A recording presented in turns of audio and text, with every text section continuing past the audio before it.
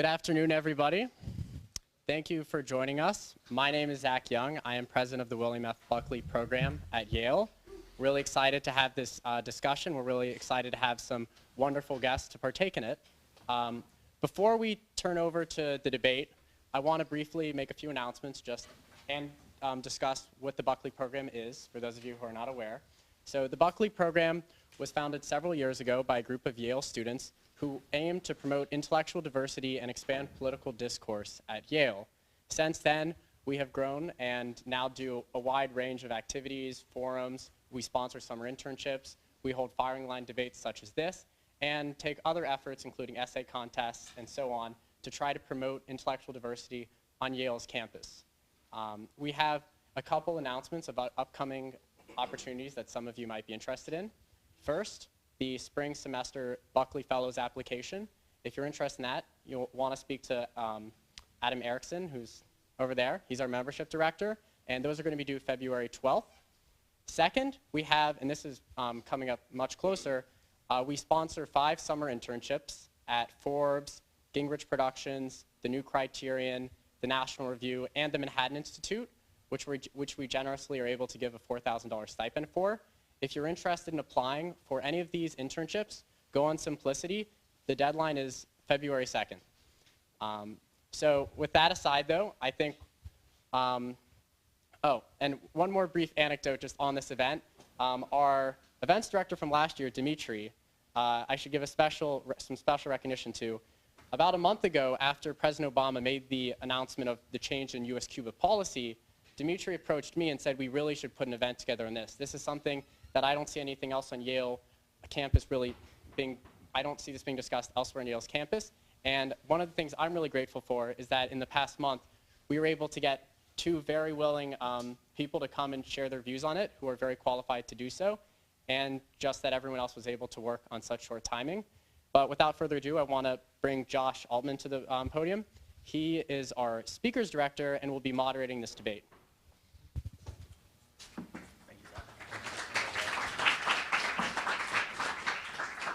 On December 17th, 2014, President Obama announced the full restoration of full diplomatic relations with Cuba.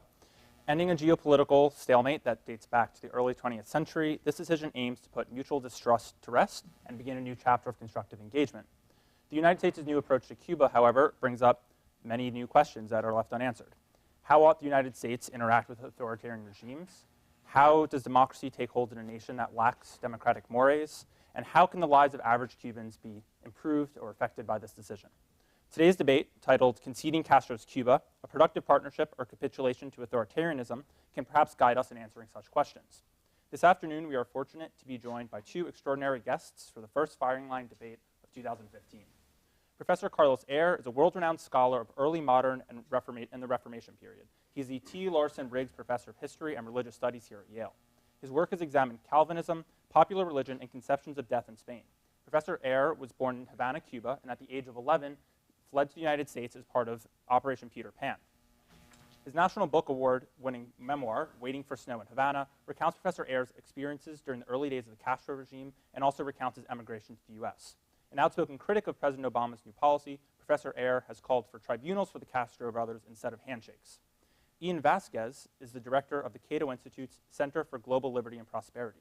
Mr. Vasquez's articles have appeared in newspapers throughout the United States and in Latin America as well. He has appeared on CNBC, NBC, CNN, C-SPAN, and NPR to discuss foreign policy. He has also testified numerous times in front of Congress on economic development, and he's a term member at the Council on Foreign Relations. Mr. Vasquez has called for the lifting of Cuban trade embargo and believes that this will leverage a new wave of booming trade that will force the Castro regime's hand on economic reforms. And a quick few words on the format of today's debate. So each guest will start with an 8-minute opening statement, which will be followed by a 20-minute crossfire period where the guests will rebut each other and extend their claims. Then after that, we'll open the floor for Q&A. And if you have any questions, just head over there to the mic, or I guess form a line. So without further ado, please join me in welcoming Professor Carlos Eire and Mr. Ian Vasquez.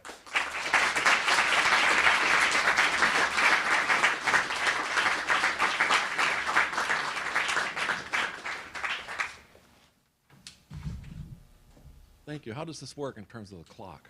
All time. All But time, okay. yeah, I'll give you Great. time signals or something. Okay. Well, thank you all for coming. I have to admit that coming from a country where thousands of people have been shot to death, I'm a little nervous by the title, Firing Line. But here we go.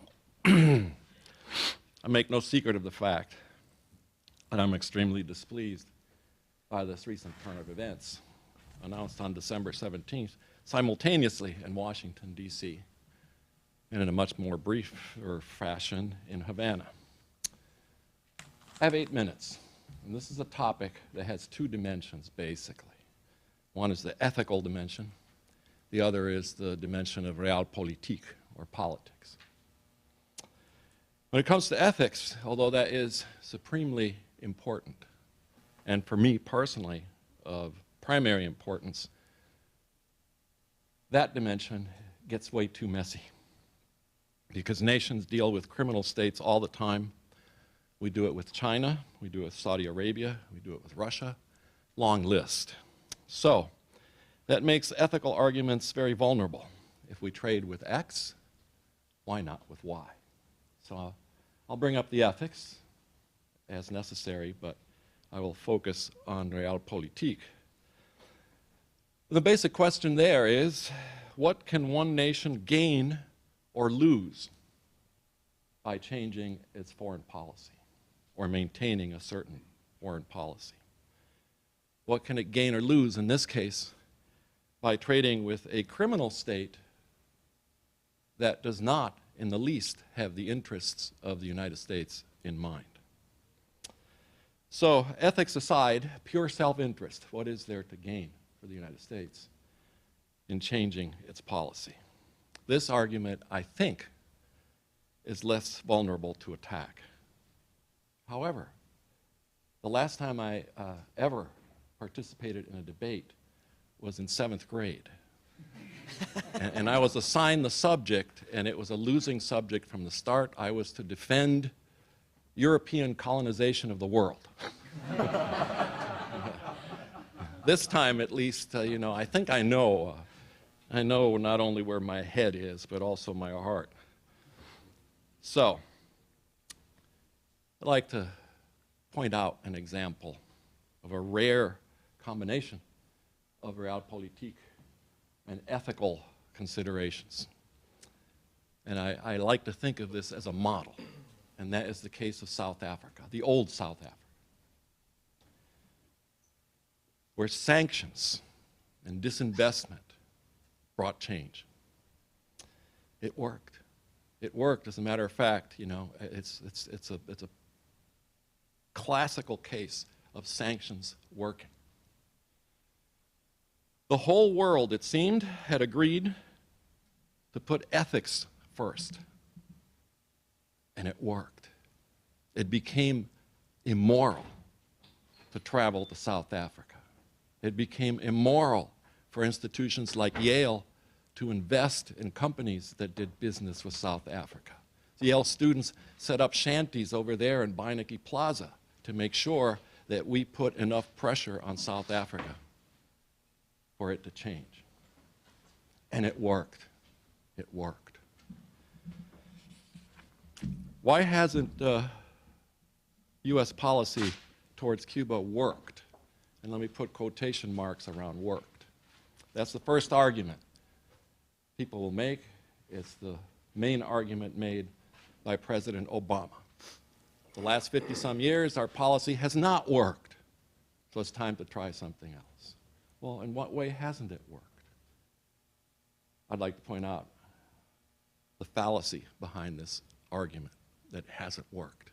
And I'd like to point out 7 other errors, key errors, and false assumptions made by the current occupant of the White House on December 17th. First is to suppose that a failed policy has been in place and to falsely claim that its replacement will somehow work. Containment of a rogue state is the chief objective of U.S. sanctions against Cuba. National security has always been the key issue in sanctions against Cuba. Cuba has been exporting revolution and terror since 1960, not just in this hemisphere, but around the world, and proudly so. It is still engaged in the same behavior, even recently. Witness the North Korean ship caught at the Panama Canal, which under tons of sugar had all kinds of weaponry, ammunitions, and even old Soviet MiGs hidden, being shipped to North Korea. All of Cuba's dealings with Iran, Al-Qaeda, even ISIS, perhaps not too well known, but should be well known. Colossal magnitude of this error of thinking that somehow lifting of sanctions is going to change Cuba is so colossal that it's linked to another change that has been proposed, which is taking Cuba off the list of nations that support terrorism. And that is one of the demands being made by Havana, actually. Second key error is to lift sanctions unconditionally, without a grand strategy or clear objectives in place. What is the U.S. to gain, strategically or economically, when absolutely no conditions are placed on so-called normalization? Which to me always makes me laugh because, you know, it's like speaking of normalizing your relations with Charles Manson or some other sociopath. How can you normalize relations with a state that is criminal and abnormal by our standards? Raul Castro and his chief negotiator, Josefina Vidal, have made it very clear, and I quote, "There shall be no change in our principles." And quote, unquote, "Changes in Cuba are not negotiable." This is how we're meeting them across the desk. They even go as far as to demand now, they've added another item to the list, reparations for all the harm that we have inflicted on them through the so-called embargo. No mention is made, of course, of the $8 to $10 billion that the Castro regime confiscated from U.S. citizens and U.S. corporations. Third key error, to ignore the advice of Cuban dissidents and to place them in imminent danger. As a handout, I only made 35 copies, but one of the handouts there, share, please share if you can. Quotes from leading dissidents in Cuba. All of the leading dissidents in Cuba are opposed to this move, and they should know something. Don't have time to read all the statements, read them later, but in fact, they tend to agree. And at the recent negotiations, which began last week, the only dissidents brought in to talk with the American delegation for the first few days were dissidents that agreed with the Obama policy. 7 dissidents who disagreed with the policy were very reluctantly invited to have breakfast on Monday. But they have not been listened to, and President Obama promised to several of them, personally, in Miami, that before he would make any changes in Cuba policy, he would consult them. Promise which was not kept. Fourth, key error, to legitimize a brutal regime unconditionally. And the brutality cannot be underestimated. Check out Human Rights Watch, check in Amnesty International, you will see. And since December 17th, the repression in Cuba has only increased. 2014 has seen more arrests and detentions than any other year in recent history. We're talking in the thousands. In the thousands. So this sends the wrong message throughout the world. It also consigns Cubans to slavery. Why not normalize, if you're going to use that term, why not normalize relations with Al-Qaeda, ISIS, and Boko Haram? Why not?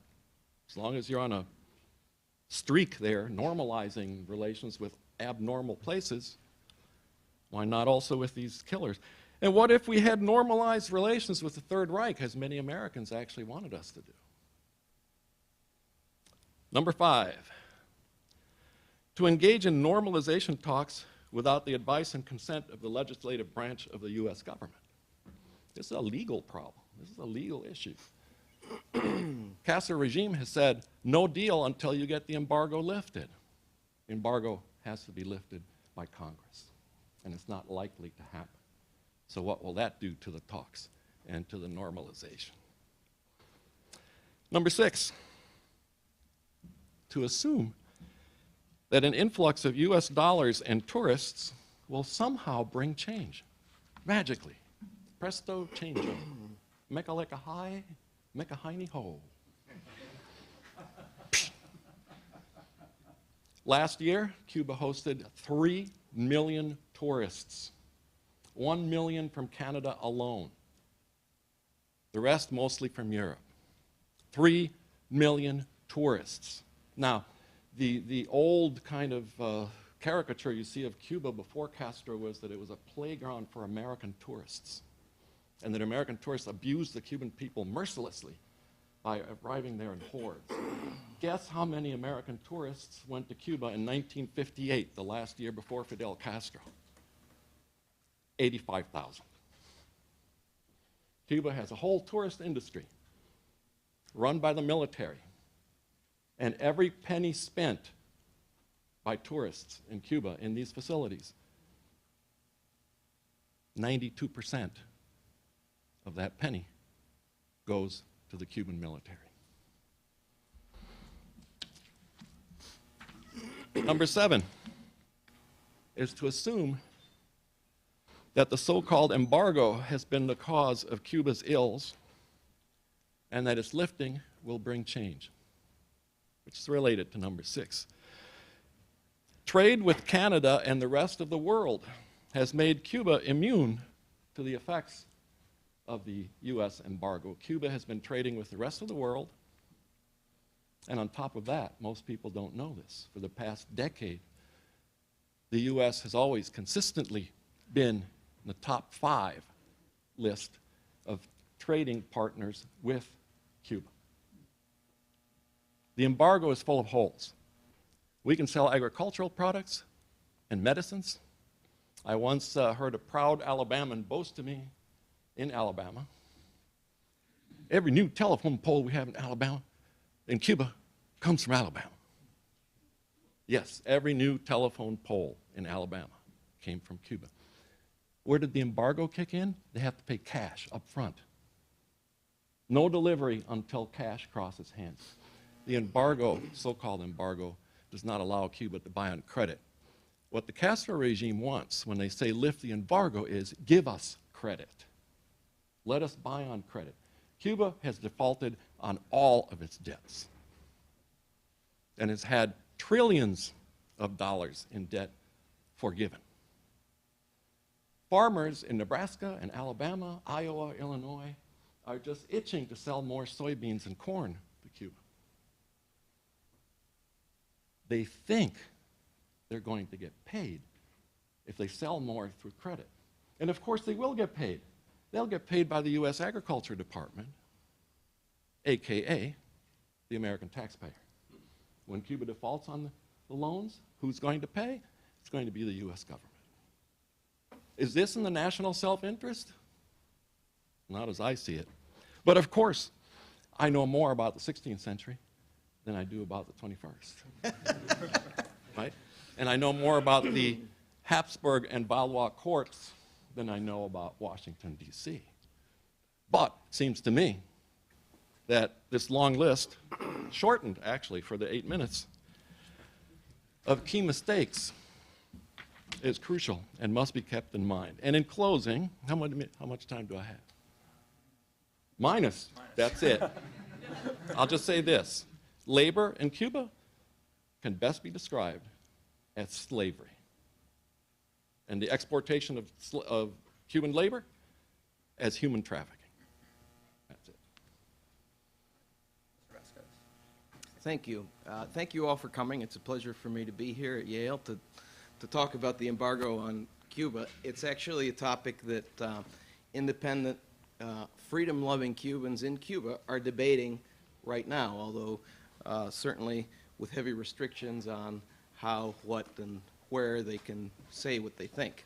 But it is true that the dissidents there, among the leading dissidents, there are people who oppose the moves, and there are many leading dissidents who are in favor of lifting the embargo. All you need to do is look at many of the websites in Spanish from Cuba to see the very rigorous and rich debate that's going on right now around that, and actually around so many different issues.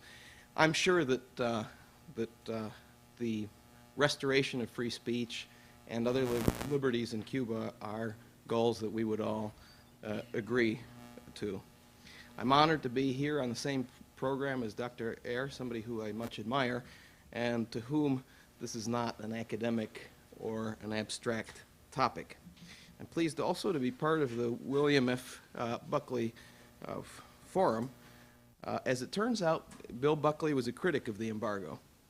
He considered it a failure and wanted to end it, especially in light of the collapse of the Soviet Union, and with that, the lack of any credible security threat from Cuba.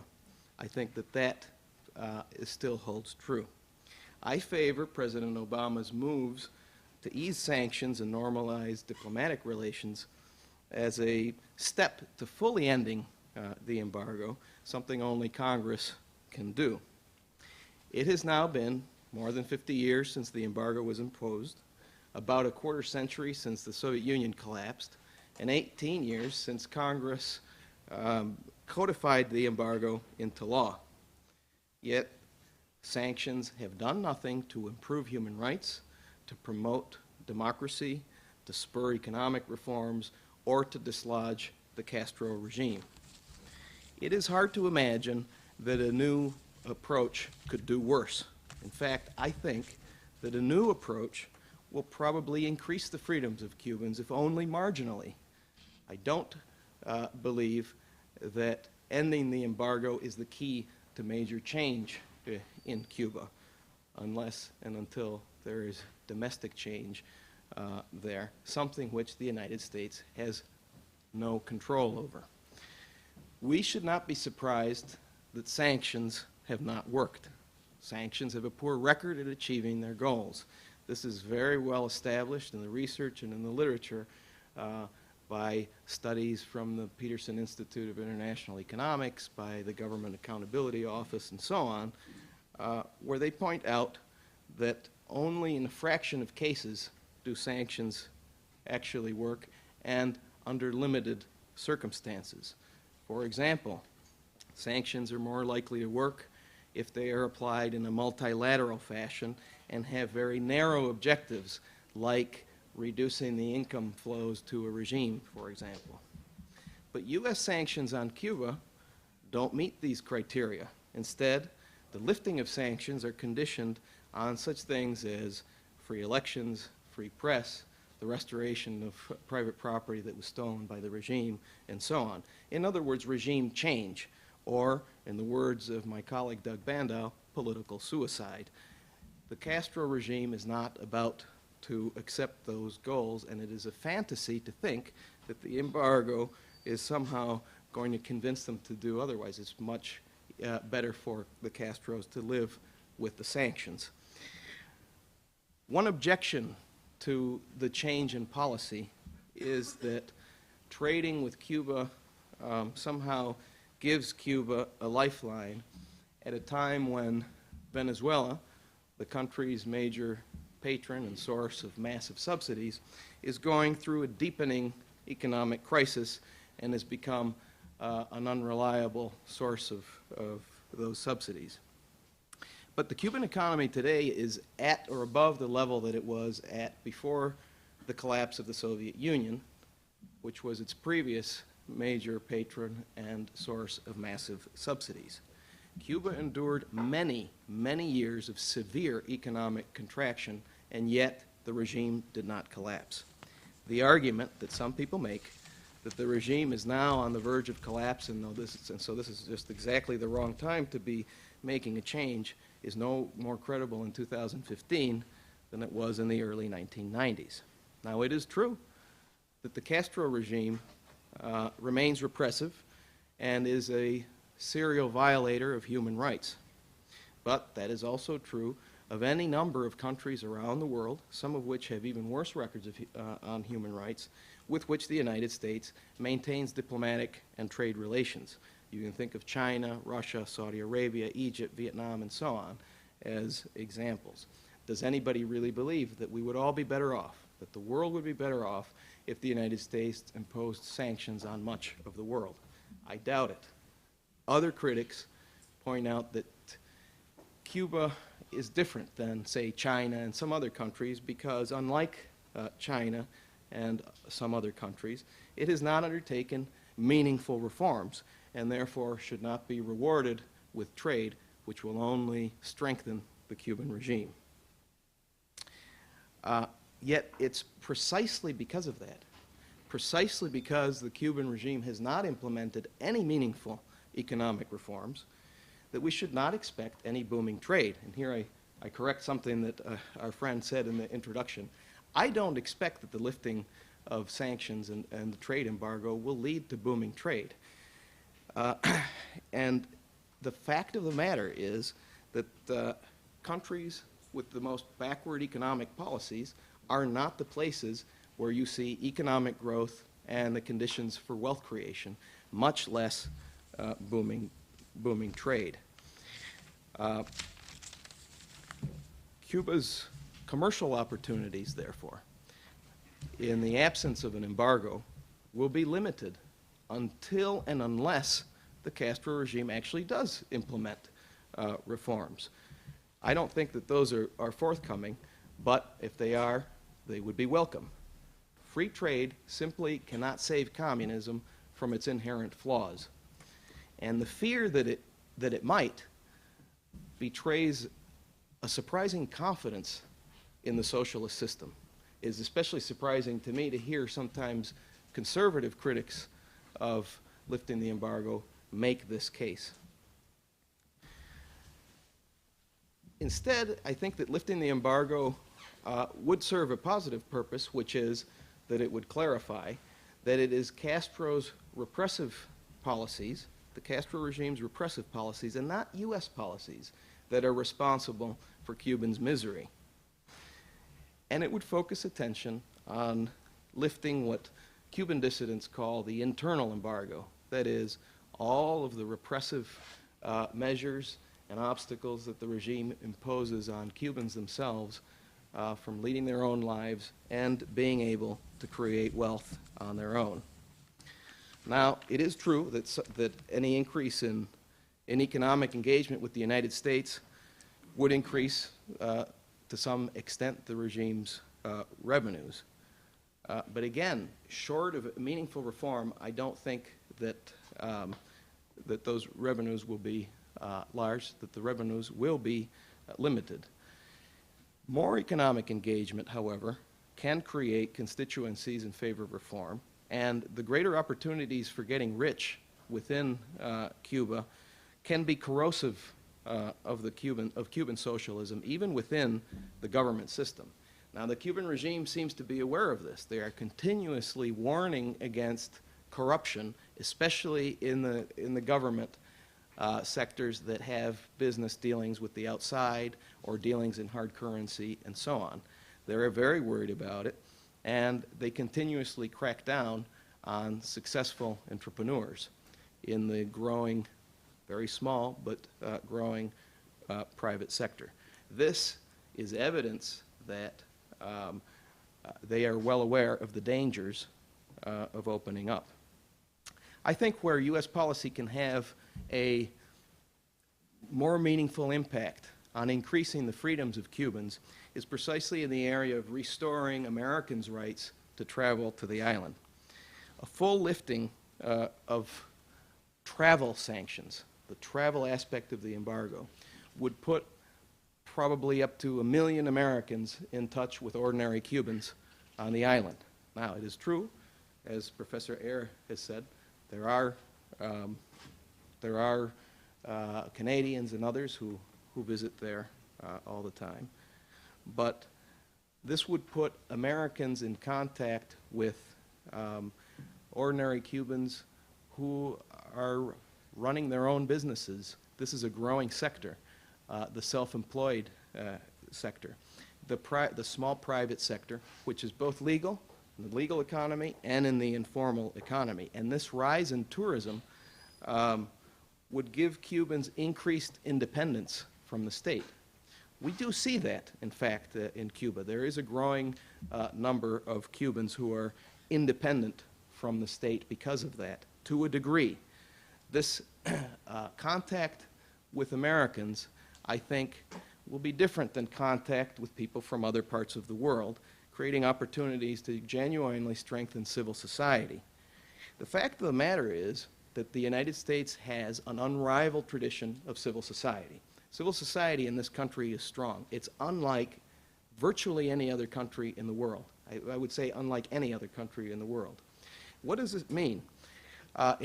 Among other things, it means that Americans, as documented by the Hudson Institute, are much more generous philanthropically on an international level than almost any other country in the world. And this combination of factors, Americans traveling in large numbers, engaging in ways that typically other people from other cultures don't do, at least not to the same degree, can, on the margin, increase the independence of Cubans within the island. I don't think that it's the key to freedom. I think that it will marginally improve the freedoms of Cubans on the island. And I think that that is a good thing. And I think that, that in this way, the travel sanctions being lifted can make a difference, however marginal, so far unseen in Cuba. But I agree, we should be under no illusion that Castro's goal is to maintain control over the Cuban population. That is his goal. And that is his goal with or without U.S. sanctions.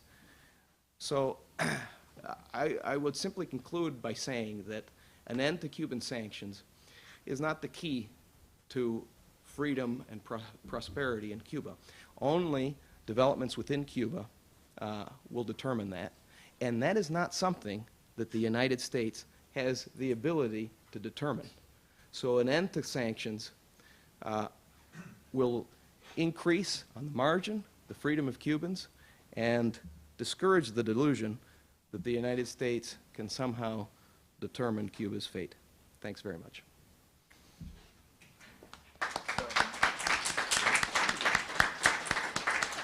So perhaps as a lead-in to the crossfire period, we can stick with this question that Mr. Vasquez raised at the end, and I'll pose it to Mr. Eire.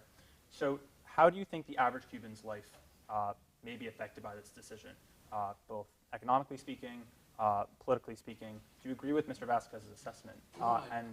And in addition to that, how do you think Cuban citizens would, what do you think they would stand to gain if sanctions were kept in place or perhaps strengthened? Good question. I disagree that any greater freedom can come from any of these moves because of the way in which, in Mr. Vasquez's argument, the creation of private enterprise is linked to the increased presence of Americans, and that this will have a symbiotic relationship, a very positive one. But what has not entered the picture yet and remains to enter the picture in the real world is the creation of a real private economy, because there is a list of 157 self-employed professions that Cubans can have. It's a very precise list. Only those 157, including people who sew covers on buttons, dog groomers, and my favorite, dandies. Dandy. A dandy is someone who dresses in a costume and poses for photos with tourists. And nobody's going to get rich on this. The restaurant, interaction with Americans, yes, the average Cuban might see more Americans the way that I did when I was a child, and I laughed at all the American men because they wore shorts. And, you know, in Cuba, real men don't wear shorts. But the restaurants, those private restaurants, they get taxed an exorbitant rate. And so far, through the Cuban Dissident Network, the emails and responses I've been getting, is that only the restaurants run by the oligarchy and the children of the oligarchy are truly successful. And for instance, the restaurants to which the Yale alumni tours take the Yale alumni in Cuba are run by children of generals. So the average Cuban is going to remain just as poor and just as unfree. What would they gain from sanctions? The civil society in Cuba has been gaining ground slowly but steadily thanks to the sanctions. Because, in fact, there are Cubans now who have become famous, Cuban dissidents, who can't be touched the same way they would have been touched before. Ioanni Sanchez is the primary example. She blogs constantly, and she can't be arrested for a long time because the whole world knows her. This is in place because of the containment policies brought about by sanctions. Mr. Vasquez, do you agree with the statement, and do you think that civil society has incrementally? Okay, so let me be clear. I do not believe that the Cuban regime has introduced any meaningful reforms. Those 157 jobs that are permitted is a joke. Actually, they increased it to 200 recently, so now it's just that, and they consider that some sort of advance. My argument is, on the margin, it increases freedom. I am not making the case that this is going to change the regime or lead to a free society. I have no illusions about the nature of the Cuban regime, but I do think that it can be beneficial to have engagement. Now, this is one of the reasons why many of the Cuban dissidents in Cuba favor engagement. Ioanni Sanchez is a good example of that. The reason that the world knows her is precisely because of engagement with the outside world. She started getting the technology, the computers, and cell phones that she needed, according to her, because of engagement with European tourists. And she isn't the only one who favors this. Now, there is, as I say, a debate. It's a debate in Cuba that is very similar to the debate that we are having here. I just happen to believe that it is a fallacy for the United States to think that it can have a decisive influence on the direction of events in Cuba. If indeed its policy toward Cuba is sanctions because it's a regime that violates human rights and represses its people, then the U.S. should have a consistent policy around the world. Yet this would be crazy. We don't see that, and we shouldn't advocate that kind of policy toward China, toward Russia, and so on, because the benefits of engagement far outweigh whatever benefits are perceived from sanctions. In fact, one of the typical outcomes of sanctions is to strengthen the regime and weaken the people of the targeted country. I don't think that that has been too different in the case of Cuba. So, to both of you, I'd like to raise the question of how you think this decision's been reflected in the Cuban-American community. And to my understanding, there have been mixed reactions. How are we to interpret these? Is there a generational divide? Is it not generational? Mr. Eire, I guess we'll start with you. Well, since I don't live in Miami, I don't know firsthand, but the American press loves to report on this so-called generational gap. What's at work is that if you get 20 Cubans in a room normally to discuss politics, they emerge from the room with 20 different political parties. Cubans love to disagree and to argue. It's part of the culture. So yes, there are different opinions and approaches. I've been hearing more, but that might have something to do with my network. I've been hearing more from people who are terribly upset by this change than from people who are very, very proud of it. I did write an essay for the Washington Post, and I did get one very nasty letter from a Cuban saying I shamed him. He was ashamed of the fact that we had the same nationality because I'm such a troglodyte. So there are differences of opinion, but I think it's hard to get like a Gallup poll that would reveal how it breaks down. If we are to entertain the idea, though, that there is a generational gap, what do you think has motivated this gap? Well, for one thing, there's a difference between people who lived on the island under repression and their children and grandchildren who have never actually known repression. That's one difference. There's also a difference between newly arrived Cubans and Cubans who came before 1980. And actually, there are now more Cubans in the U.S. who arrived post-1992 than Cubans who arrived pre-1992. National Geographic, if you want to see it, they had an article on Cuba last year, and they have this nice, beautiful graph showing you the statistics.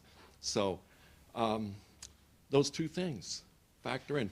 The newly arrived Cubans have a completely different interpretation of exile. Many of them go back 2-3 times a year.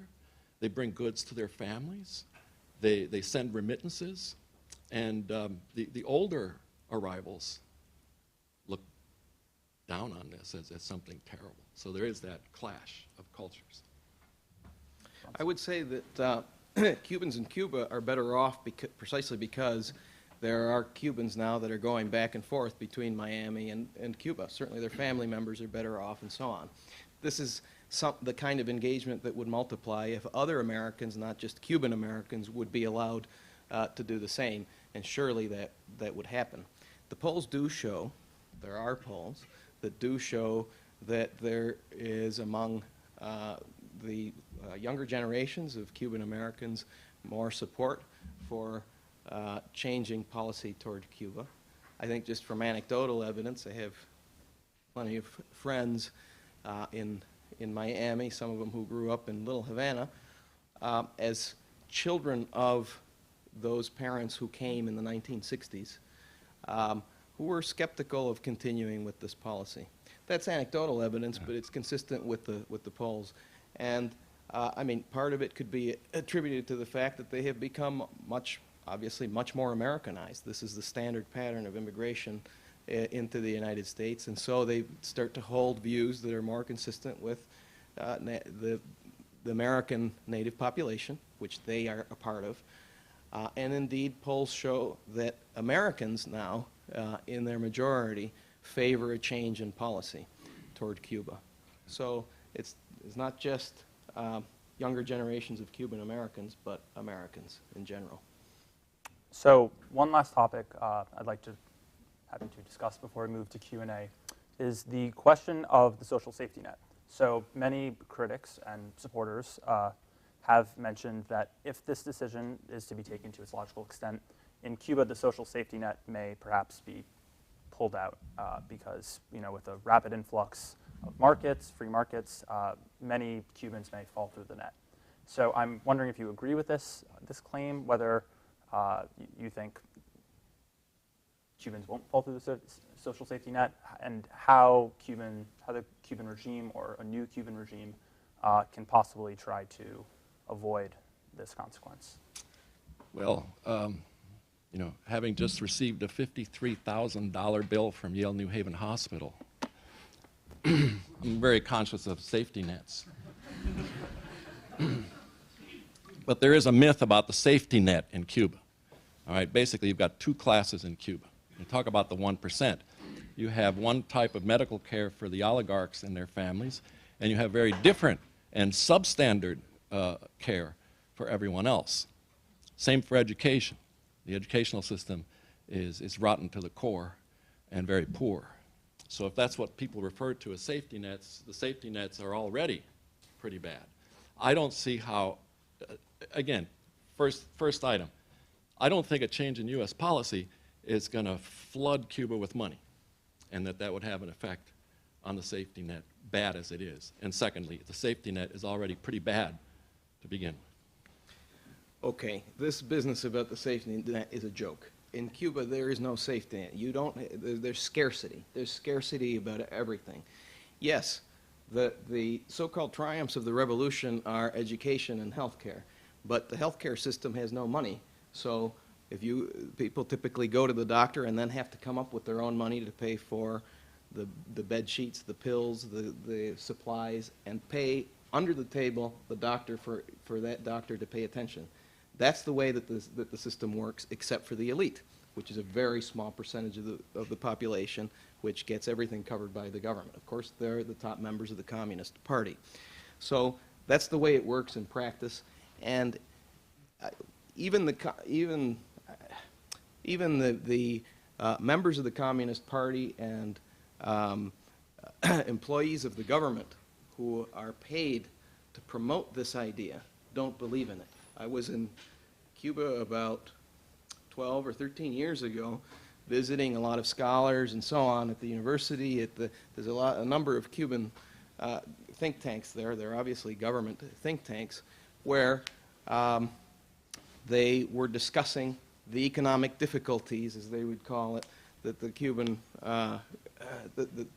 economy was going through, and they were very clear in our conversations that the triumph of the revolution is health care. Everyone here has guaranteed health care, basic care, et cetera, et cetera. The only problem is there's a crisis, and that is when you go to the hospitals, there isn't anything there. And a lot of times you have to pay, and they'll tell you that. And then I would say, why don't you change your system? Because after all, the countries with the best safety nets are the market economies. They're the ones that can actually afford a safety net. Whether you believe in this big a safety net or this big or whatever kind of safety net you have, it is the market economies that can afford the safety nets if they do it right. Now, at that point, because everything is politicized in Cuba, they said, well, if we made policy changes, that's the one thing we couldn't do. We couldn't sacrifice the triumph of the revolution. So it becomes this crazy discussion in Cuba. You can't actually have an honest discussion in Cuba about policy issues because typically if a foreigner is visiting from outside and sitting in a room to try to get information, there's always a Communist Party goon sitting there silently listening to the conversation, so that people have to sort of talk around. I mean, I am free to say whatever I want, but the other person is trying to communicate a reality, but at the same time give the party line, and it becomes a game. What is clear is that there is, and there has been, a very high level of cynicism in Cuba about communism. I don't think there are any communists left in Cuba, and I don't think I think it's been the case for a long time. Maybe one or two, and they have the same last name, you know. So, but actually, I don't even know that one of them believes in it anymore either. Who knows? What they're really interested in is in power, and so you get the real sense that this is kind of what it was like before, you know, in the Soviet Union and Eastern Europe before communism collapsed there. Nobody believed in it, but everybody sort of kept up the appearances and saying such nonsense about the triumphs of the revolution. Yeah, well, no, I don't have anything to add to that, except that, you know, one saying that was very popular in the Soviet Union also became very popular in Cuba, which was, you pretend to pay us and we pretend to work. Great. Okay, so we will now start Q&A. The mic's over there. If it'd be hard for you to get out of the row, we can pass the mic around. Yeah, so we'll pass the mic around, so I'll give it to Can I start? There. Yeah, sure. So one question I have is, Mr. Vasquez, the we'll start with policy you. change has now been in place for almost a month, or a little over a month at this point. My question then is, at what point can we definitively decide or definitively make the case that the policy change has either worked or failed? Mr. Vasquez. Okay, it's a funny question. It's a decent question, because that's a good question to have asked about the previous 50-some years. What evidence is there that it worked or didn't work? I think the evidence is pretty clear that it didn't, but okay. Some of the defenders of the embargo have now, after however many weeks it's been of a change in policy, said, look, they were arresting people, it's clearly failing after a few weeks. You know, they've had 50-some years of a policy where that has been going on, and now we can expect that the Castro regime is not going to change its stripes. Again, my argument is not that lifting the embargo is going to change the nature of the regime. I think that it'll change some dynamics within Cuba. And so I don't even think that that's the right question, because I think that the embargo is ill-conceived to begin with. It's based on the notion that the United States can somehow change things in Cuba, and that it should be doing that to begin with. And I think that the United States gets in a lot of trouble when it has that mindset around the world. It doesn't have the same policies. It's inconsistent with countries around the world, largely as a reflection of a lot of things, in this case as a reflection of domestic politics. But I'm much more in favor of consistent U.S. foreign policy based on national interests. And yes, we should care about human rights and all of that. And if we do, we personally do something about it. Dr. Yeah. Eire. Well, of course, I disagree on this issue of the embargo aiming to restore freedom and human rights in Cuba. As I said at the beginning of my statement, it's about containment. The United States does have a consistent policy towards states that are working against the United States and its interests. So in that respect, this idea that the embargo failed because it didn't bring about freedom in Cuba is a false assumption. It has worked to contain Cuba, and maybe now it will stop working. Who knows? The fact is that Cuba is a state sponsor of terrorism, and Cuba is tightening its ties with Iran. It is tightening its ties with the Soviet Union, is reopening its spy center outside of Havana. It's tightening its ties with China, North Korea. So the idea that Cuba is a harmless little puppy is, I think, one of the most dangerous ideas floated on December 17th. Yep. Yeah, I mean, Cuba is a tiny economy and it's a decrepit dictatorship. It is not something which the United States has worked to build it up as, which is giving it a global stage upon which to portray its victimhood and its immense power as a threat to the Western civilization. This, to me, is not credible. Yes, the Cuban regime is not made up of saints. And yes, Russia would love to have a foothold there. But Russia is also going through an economic crisis. Do you think that Moscow is happy that the United States is now normalizing relations with Cuba? No, they are not happy at all. It all of a sudden weakens their influence in Cuba. And this is exactly the kind of benefit that you can expect to see from a normalization of relations, diplomatic and trade. What benefit does Cuba have in actually, not based on allegations, but in actually threatening the vital interests of the United States? What benefit does it actually have in doing that? I think that the United States at that point would be quite justified in retaliating with full force. And actually, Cuba has gone through that exercise before and has not repeated that mistake. We know about the Cuban Missile Crisis. If you look at the State Department's list of state sponsors of terrorism, Cuba is on that list. But if you look at their description of what Cuba does, it says that they can't actually find any evidence of them dispersing weapons or doing anything particularly serious there. There are, from time to time, allegations from members of the intelligence service. But of course, you know, we can't just take those at face value. We know that this is also a large government bureaucracy in the United States with its own interests. This is not to just ignore such claims, but it is to put it in perspective. It was the CIA who vastly overestimated the size of the Soviet economy during the 1980s and before. It also claimed that East Germany was much bigger economy than West Germany.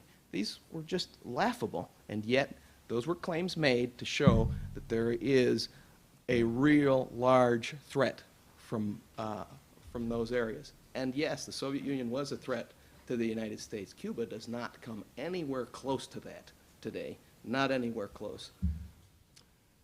Cuba has allies now who are a lot more powerful. And simply the fact the United States is wealthier than anybody else doesn't mean that no one else is dangerous. But I have this from the Cato website, and I quote, a 1998 report by the U.S. Defense Intelligence Agency concluded that, quote, Cuba does not pose a significant military threat to the U.S. or to other countries in the region. This report declared Cuba's military forces residual and defensive. The report was written by Ana Belén Montes, a convicted spy for the Cuban government. Yes, we know that. We know that when that report came out, that was not immediately known.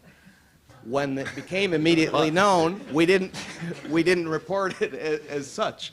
Okay, now the fact that it came to that conclusion doesn't mean that it's wrong. Actually, it doesn't mean that it's wrong. And in fact, there are prominent intelligence officers in the United States who maintain today, credible people, that Cuba is not a security threat to the United States. Yes. George Shultz is in favor of normalizing relations. He doesn't believe this either. Are these people just being fooled by Cuban spies that are surrounding us everywhere? There are a lot of them, but I'll just, well, one historical fact.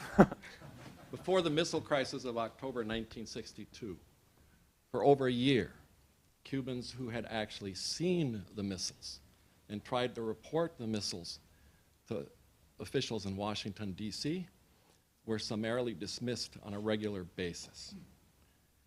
All right? They had real information. Many of these men risked their lives. Some men lost their lives getting the information. And until the spy plane flew over Cuba and discovered the missiles, right?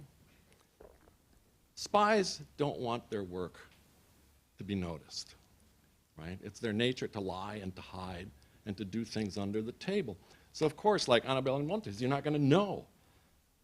This is the fact. Cuba has thousands of soldiers in Venezuela, advisors to. Cuba has advisors in Ecuador. Cuba has advisors in Bolivia. Cuba has advisors in Nicaragua. Cuba has advisors all throughout Latin America. And they're turning Latin America into what they like to call 21st century socialism. And if you want to see where Cuba's real power is, look at what it did to Venezuela. Can I respond? Sure, last word on this. They seem to be failing spectacularly. Yeah. And that's why I don't think that we should be overly concerned. I mean, it's a real shame for Venezuela, and I've been there many times, including recently. It's a disaster over there. And yes, I know that Cuban spies are there. A lot of them are called doctors, but they're there. The collapse of Venezuela is hardly going to have an effect on the United States. And the days of 21st century socialism in Latin America are over. And I think that wave crested many years ago, 5, 6, 7 years ago. Yes, in Ecuador you have a regime that believes in that, and in Bolivia. But the prime example, the model, is collapsing before the eyes of all of Latin America. It just has no attraction anymore. And there is a growing impopularity of regimes in Argentina and elsewhere that promote these ideas. So it's not attractive anymore. Does this have anything to do with the Cuban embargo? I don't think so. Okay, I think there's a question in the back.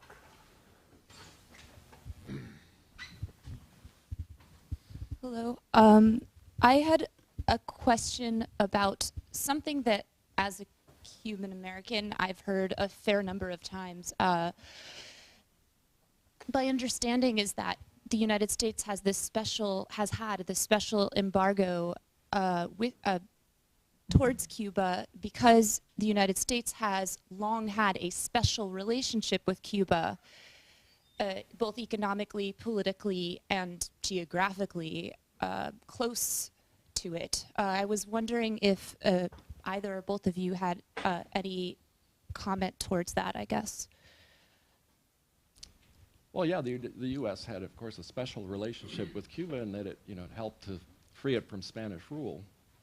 But then thanks to the Spanish, who would not allow any Cubans to take part in the negotiations, the U.S. set up everything. And from there on in, there was constant U.S. involvement. By 1958, you had more Americans living in Cuba than you had Cubans living in the United States. And right now, roughly 20% of the population of Cuba is in exile, much of it here in the United States. Many Cubans, the original influx of refugees who came, still blame the United States for Cuba being communist, because John F. Kennedy pulled the plug on the Bay of Pigs invasion at the very last minute. Item number one. Item number two, the October missile crisis, the deal struck with Nikita Khrushchev was, yes, you remove your missiles, we won't allow any Cuban exiles to harm you.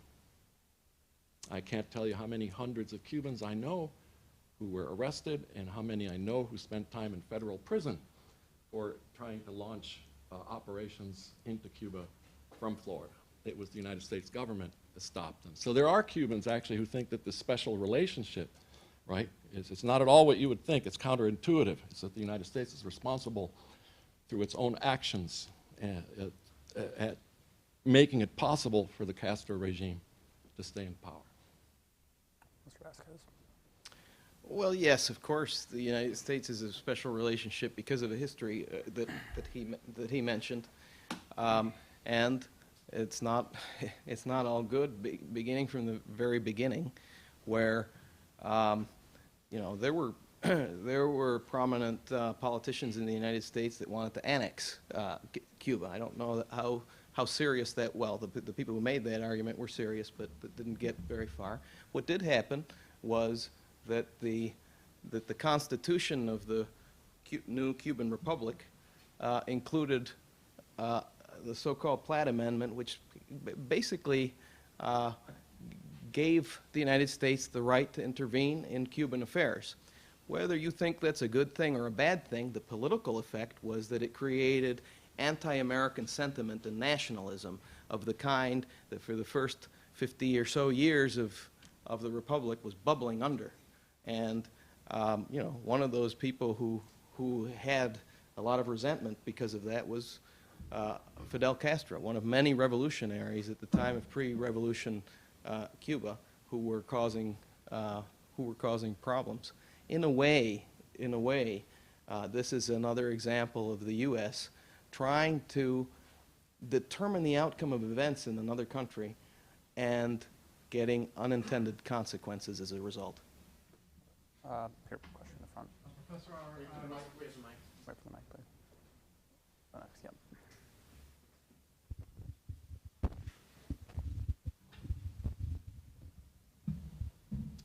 Professor R, you stated as the first of your 7 points to support your opening argument that we do have an example of sanctions working, and that was in South Africa. My sense, and I'm not an expert and not that well educated on the matter, but my sense is that there was almost a worldwide, I want to say almost a good portion of the Western world supporting those sanctions. Right.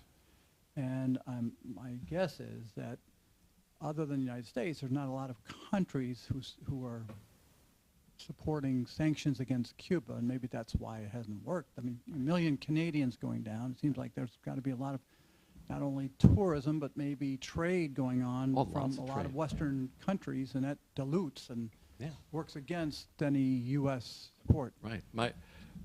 So I think I was going to ask, how can that be served as an example other than convincing the rest of the world to join us in sanctions? Well, maybe it's wishful thinking on my part, right? That the world wouldn't be so hypocritical and have a double standard, because the regime in Cuba is equally abusive, perhaps more abusive, and more of an apartheid state right now than South Africa was before its change. But the fact that it's on the left somehow makes it half glamorous and half pardonable in the minds of many, especially Europeans, who go there and enjoy themselves And actually, it's very ironic that in 1959, Fidel Castro proclaimed Cuba will no longer be a whorehouse to the world. And in 1990-something, he boasted, we have the best educated prostitutes in the world. Who are the people serviced by these prostitutes, right? They're people who see nothing wrong with Cuba's apartheid society. And it's apartheid in two ways. Right? Internally, the population of Cuba is now about 70% of African descent. It used to be the other way. In 1958, it was about 70% European descent, 30% or so African descent. Now it's completely reverse. Look up the military junta images, rules Cuba. Look up images of Cuba's phony parliament. I ask you, count the dark-skinned faces. You will find very few. You certainly won't find anything close to even 50%. Blacks are discriminated against constantly. If you don't believe me, read the book by Eugene Robinson of the Washington Post, Last Dance in Havana. He traveled to Cuba to sample Cuban music, and then much to his surprise discovered that as a black man, black American man, he was constantly harassed in Cuba. Great surprise to him. That's apartheid that way, racially. It's apartheid in the fact that foreigners get all kinds of privileges and rights that natives do not. And foreigners can go jet skiing. God bless the Cuban who can go jet skiing. Cubans can't even, as I point out in this list, 20 things Cubans can't do. Cubans can't even approach a boat without government permission. But foreigners, just fine. So I would think that the world should apply the same standards across the board, right? And that's my hope, but it's wishful thinking. You're right. It's not going to happen. I wrote to the current occupant of the White House before he was inaugurated and suggested that, since the world loved him so much, he should lead this campaign, but I never heard from him, so. Oh, yeah. So, yes, it's a bad regime. It has its own forms of apartheid, and no, the rest of the world is not going to do what it did with South Africa.